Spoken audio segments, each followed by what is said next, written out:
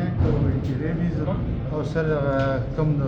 هارت والا چې کوم انجکشن هم مکمل هلته د 14 لکه آبادۍ یوازینی هډ کوارټر هسپتال ښار باجوړ کې د نوي تعینات کړی شوي ایم اس ډاکټر لیاقت لخوا ولس ته د ښه نه ښه طبي سهولیات ورکولو لپاره کوټلي ګامونه پورته کړی شوي دي.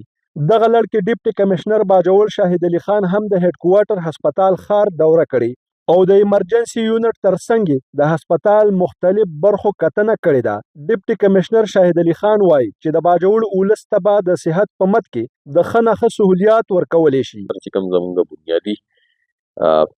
ضرورتونه دي، انټي سنیک ویکسین دي، انټي ریبیز دي، یا کوم چې د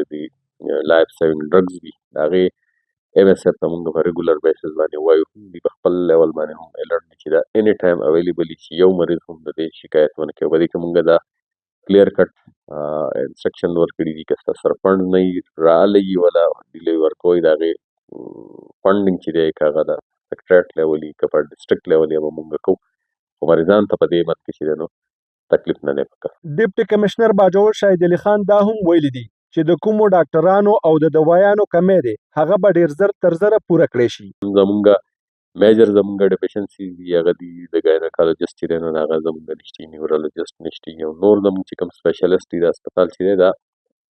بیسیکلی چې دی د دې اپګریډیشن شوی دی، خو د دې چې کوم سپیشلیست دي کوم چې کوم ډیفیشنسي د 70 ډاکټرس چې دي ایز ا هول ډاکټرس پلس سپیشلیست هغه کمی دی، هغه موږ پرانشل ټاسک فورس په فورم باندې چې موږ ریس کړی دی. نو انشاءالله موږ به په خپل لیول باندې کوشش کوو چې څومره د دې مسلې مسایل دي، که هغه د سټاف دي، که هغه د فنډینګ دي، که هغه د میډیسن دي، یا چې نه موږ د هډ کوارټر هسپتال باجوړ ایم اس ډاکټر لیاقت ترڅنګ ډي ایچ او ډاکټر ګوهر ډیپټي کمشنر ته په خپل وینا کې ویلي دي چې هډ کوارټر هسپتال باجوړ به د صوبې په کچ یو مثالي هسپتال جوړوي. زاهد جان، سونو اف ام، خیبر پښتونخوا.